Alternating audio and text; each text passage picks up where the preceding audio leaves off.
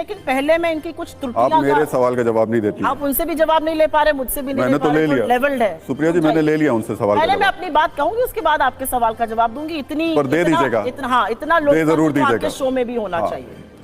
इन्होंने कहा छोटा देश बड़ा देश। आपके विदेश मंत्री ने ऑन रिकॉर्ड, जयशंकर जी ने ऑन रिकॉर्ड कहा है हम चीन से कैसे लड़ सकते हैं, वो इतनी बड़ी इकोनॉमी है, हम छोटी इकोनॉमी है। ये आपके विदेश मंत्री का कथन, या तो इसका खंडन करिए या उनको बर्खास्त करिए, क्योंकि चीन के आगे हमारी आर्मी आंख में आंख डाल के खड़ी है और आपके विदेश मंत्री ये कहकर उनका हौसला तोड़ते हैं। आपके प्रधानमंत्री, मेरे भी प्रधानमंत्री हैं, बिना पलक झपकाए कहते हैं कोई घुसा हुआ नहीं है। परसों 19th कोर कमांडर लेवल की बातें खत्म हुई और कोई परिणाम उसका नहीं निकला। 3.5 साल बाद भी गलवान की शहादत के हम स्टेटस को यथावत स्थिति अप्रैल 2020 की नहीं बना पाए हैं, क्योंकि प्रधानमंत्री ने इस देश से झूठ बोला था और कोर कमांडर की मीटिंग में चीन ये बात लगातार कहता है कि आपके प्रधानमंत्री ने कहा कोई घुसा हुआ नहीं है, जबकि असलियत यह कि अपने पेट्रोलिंग पॉइंट्स को आपने बफर जोन बना लिया। आप कहते कहते बड़ी सारी बातें कह गए। इस हफ्ते, इनफैक्ट लास्ट हफ्ते जब पार्लियामेंट चल रहा था, सीएजी नाम की संस्था का आपने नाम सुना होगा, कंट्रोलर एंड ऑडिटर जनरल, सरकार के सारे खर्चे की निगरानी करती है, नियंत्रण करती है, उसका ऑडिट करती है। उस संस्था ने 1 नहीं 2 नहीं 7 घोटालों का पर्दाफाश किया है मोदी सरकार में। ये कहते हैं रिपोर्ट ही गलत है। रिपोर्ट हमारे घर में थोड़ी लिखी गई है, रिपोर्ट भारत के सदन के पटल पे रखी गई है, करिए वहां पर डिस्प्यूट। घोटाला है भारतमाला प्रोजेक्ट में। द्वारका का एक्सप्रेसवे, ये सुनिएगा, बड़ी इंटरेस्टिंग बात है। द्वारका का एक्सप्रेसवे बन रहा था, 18 करोड़ प्रति किलोमीटर पे बनना था, बना कितने पे आपको पता है? 250 करोड़ प्रति किलोमीटर पे। एक मिनट, आप बातें बता रही हैं, वो 2 किलोमीटर में मंगलयान पहुंच गया, उतने में हमने 2 किलोमीटर। 1 मिनट रुक जाइए, कुछ आ चुका है, सबको पता है। अरे उन लोगों को भी पता करने देश की जनता जागरूक है, देश की जनता जागरूक है। पर आप मेरा सवाल का जवाब नहीं दे रहे। मुझे दिक्कत इतनी है कि आप मेरे सवाल 3 बार मैंने पूछा, आप मेरे सवाल पे नहीं आ रही। हम 2 ही लोग हैं, सवाल पर आऊंगा। आ तो जाइए भाई। जिस सीएजी का नाम सुन के 2014 के पहले मिर्गी के दौरे आने लगते थे टेलीविजन एंकर्स को, पेपर फेंक फेंक के शोज होते थे, आज उस पर चर्चा ही नहीं हो रही है। सुई पटक सन्नाटा है। बताइए तो सही कि जितने में मंगलयान पहुंच गया उतने में 2 किलोमीटर सड़क आपने बनाई। आपका जवाब ले लेंगे, टिकट लगाइए उस सड़क पर। बिल्कुल आपके सवाल का जवाब ले लूंगा। मुझसे मेरे गठबंधन के बारे में पूछा और वो सवाल जरूरी है। मुझे ऐसा लगता है कि हम एक थान के कटे लोग नहीं है।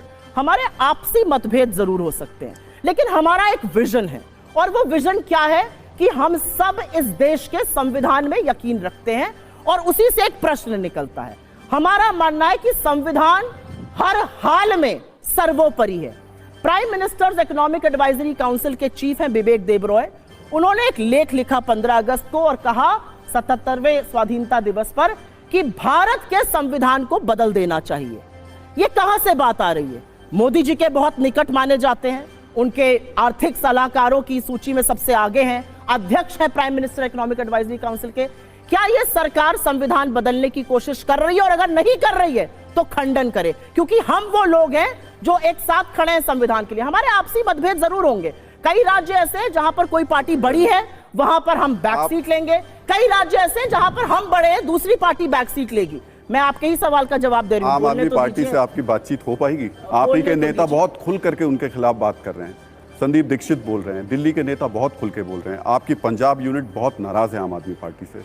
यही स्थिति आपको बंगाल में भी देखने को मिल रही है, जहां सीपीएम और ममता बनर्जी कुछ ऐसी ही स्थिति और इससे ज्यादा जूतम बाजार तो एनडीए में चल रहा है। चाचा भतीजे में चिराग पासवान को ले आए, चाचा जी नाराज है, कह रहे हैं किसी की औकात है मुझे हाजीपुर से ना लड़ने दे।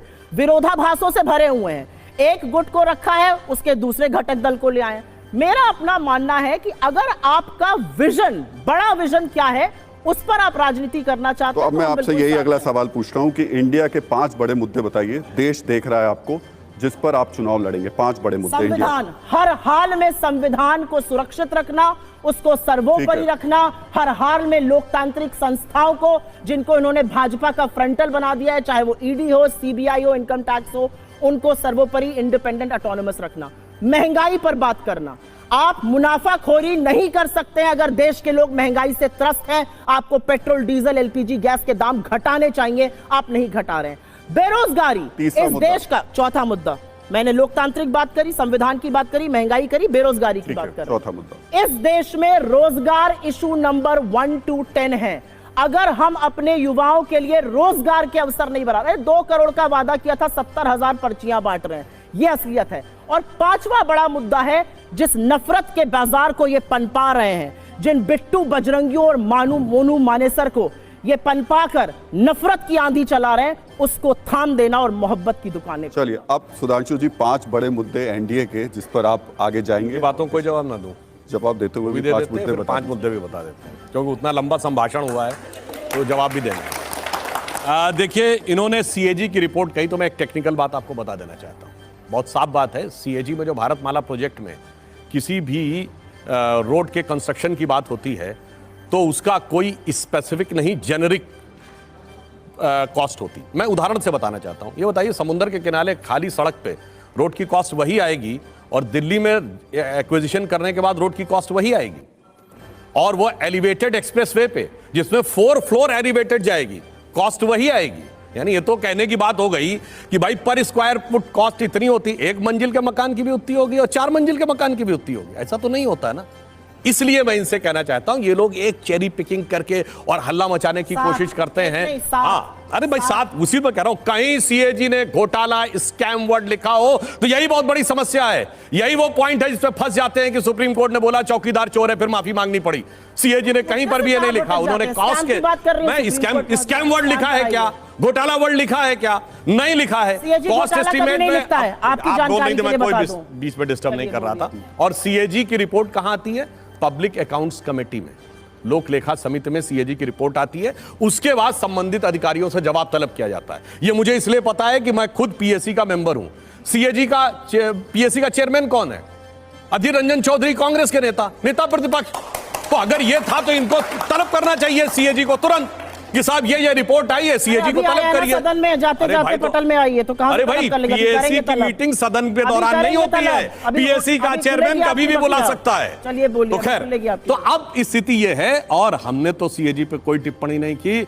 युवा पीढ़ी को नहीं याद होगा, पर पुराने लोगों को याद होगा। हम लोग तो बच्चे थे जब बोफोर्स के मामले पे खरीद को लेकर तत्कालीन सीएजी ने पॉइंट आउट किया था, तो कांग्रेस जानते क्या बयान दिया था?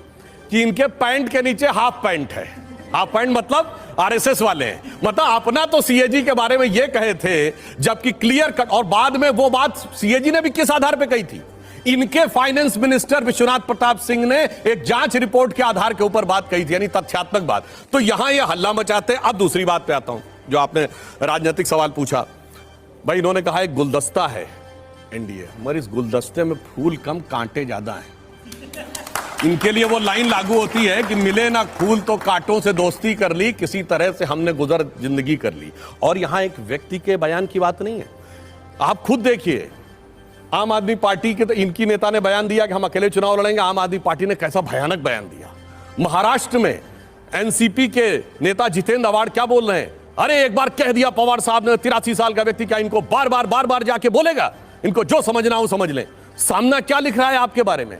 पंजाब में आपके नेता कह रहे हैं कि आम आदमी पार्टी के खिलाफ हम लड़ेंगे, और अधीर रंजन चौधरी जी छोटे नेता नहीं है, नेता प्रतिपक्ष लोकसभा है। वो बंगाल में कह रहे हैं ममता बनर्जी की सरकार उनके कांग्रेस के कार्यकर्ताओं की हत्या करवा रही है। वो कोर्ट जा रहे हैं और कह रहे हैं there is no democracy in West Bengal. और बेंगलोर में आप कहते हैं नहीं, ममता बनर्जी ही साथ में चाहिए। किसके लिए? संविधान बचाने के लिए, डेमोक्रेसी बचाने के लिए। तो मुझे लगता है इतने कांटे और इतने जहर तो एक दूसरे के खिलाफ कभी नहीं रहे होंगे जितना कि ये बात करते हैं। और मैं एक और बात कह रहा हूं, इन्होंने कहा कि हम लोगों ने संविधान खत्म कर दिया, ये कर दिया। बताइए, ये राहुल गांधी की सजा सुप्रीम कोर्ट से खत्म हो गई तो लोकतंत्र खत्म हो गया इसलिए खत्म हो गई है, या लोकतंत्र जीवित है इसलिए खत्म हो गई है? अगर आप कर्नाटक जीते हैं और शानदार जीते, जबरदस्त जीते, इलेक्शन कमीशन सही काम कर रहा है इसलिए जीते, या लोकतंत्र खत्म हो गया इसलिए जीते? इसलिए पवन खेड़ा को तुरंत रिलीफ मिली कोर्ट से। किस लिए मिली?